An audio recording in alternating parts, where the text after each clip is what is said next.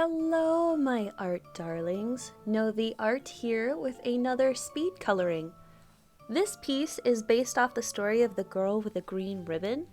I remember reading the book in the dark room and seeing this story, and the visuals for it really stuck with me. So today I thought I could read some spooky stories. Let's start with The Girl with the Green Ribbon. This version is slightly different than that story, but sticks to the same premise.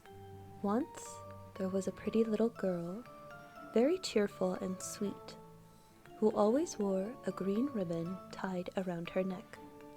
The little boy who sat behind her in class wondered for quite some time about the ribbon, which peeked out at him from beneath her bobbed hair. One day he mustered up his courage and asked, "Why do you always wear that green ribbon?"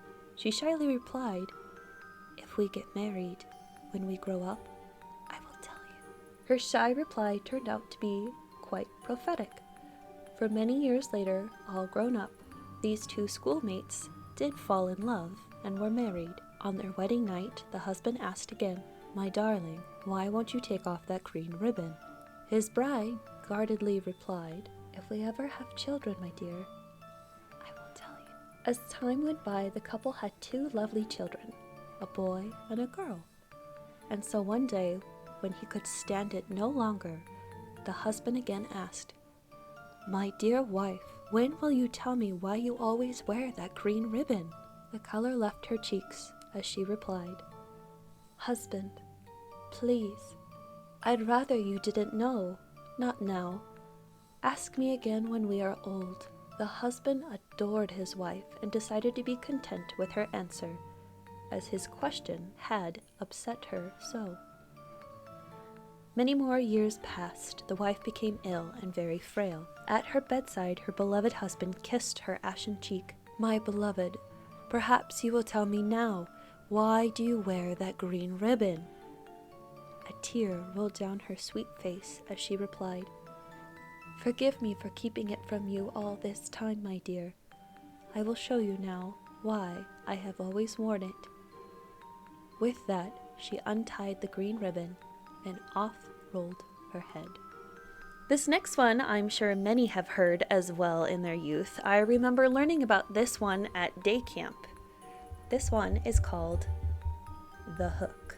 The reports had been on the radio all day.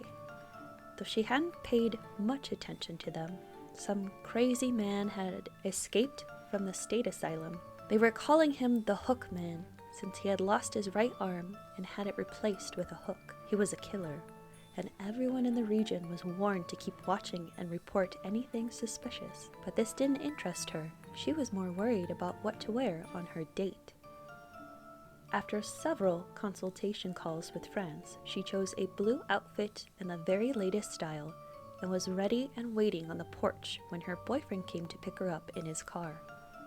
They went to a drive-in movie with another couple, then dropped them off and went parking in the local lover's lane. The blue outfit was a hit, and she cuddled close to her boyfriend as they kissed to the sound of romantic music on the radio. Then, the announcer came on and repeated the warning she had heard that afternoon. An insane killer with a hook in place of his right hand was loose in the area. Suddenly, the dark, moonless night didn't seem so romantic to her. The lover's lane was secluded and off the beaten track, a perfect spot for a deranged madman to lurk, she thought, pushing her amorous boyfriend away. "Maybe we should get out of here," she said. "That Hook Man sounds dangerous." "Aw, come on, babe, it's nothing," her boyfriend said, trying to get in another kiss. She pushed him away again. "No, really, we're all alone out here. I'm scared," she said. They argued for a moment. Then the car shook a bit, as if something or someone had touched it.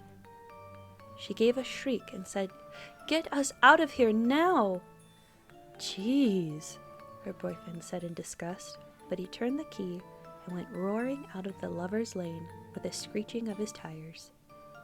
They drove home in stony silence, and when they pulled into her driveway, he refused to help her out of the car. He was being so unreasonable she fumed to herself. She opened the door indignantly and stepped into her driveway with her chin up and her lips set. Whirling around, she slammed the door as hard as she could, and then she screamed. Her boyfriend leapt out of the car and caught her in his arms. "What is it? What's wrong?" he shouted. Then he saw it. A bloody hook hung from the handle of the passenger side door.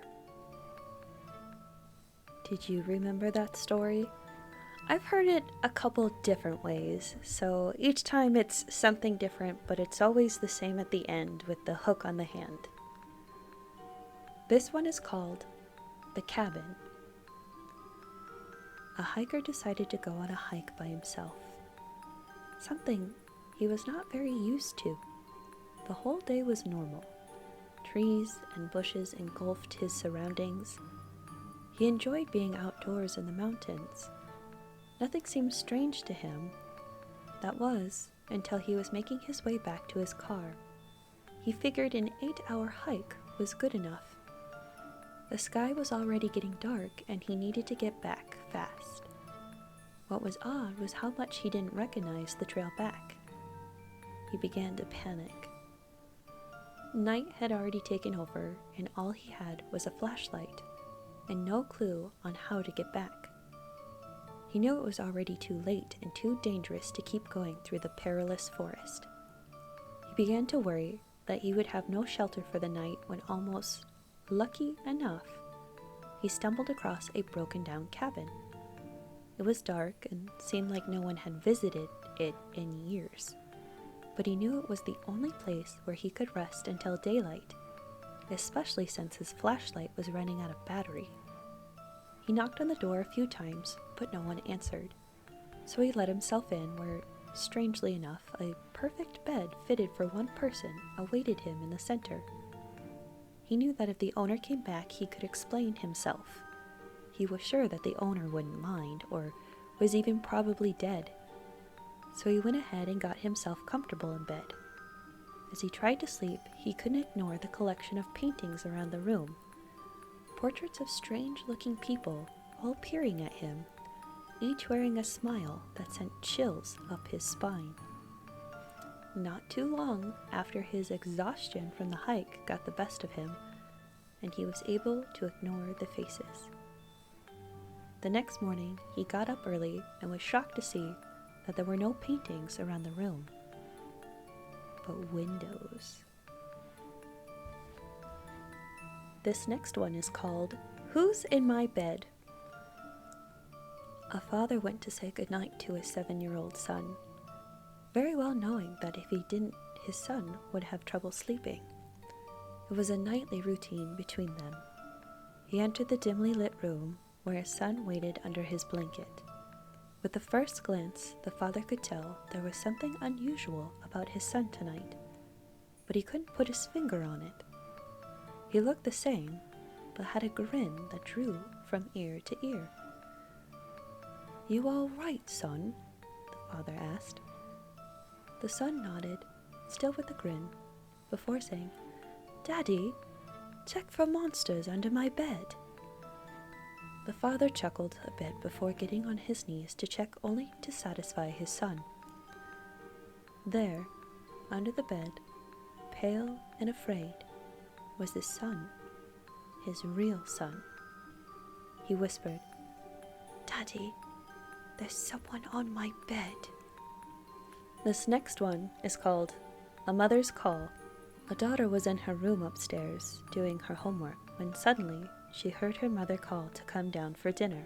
She jumped onto her feet and began making her way toward the stairs. But before even taking a step, hands grabbed her and pulled her into the laundry room beside the staircase. She panicked. Before realizing it, it was her mother, her real mother, eyes watery and bloodshot. "Don't go down there, honey. I heard it too." Sadly, that's all I have time for. If you want more scary stories, or if you have your own you want to share, leave a comment below. Don't forget to like, subscribe, and ring that bell for notifications.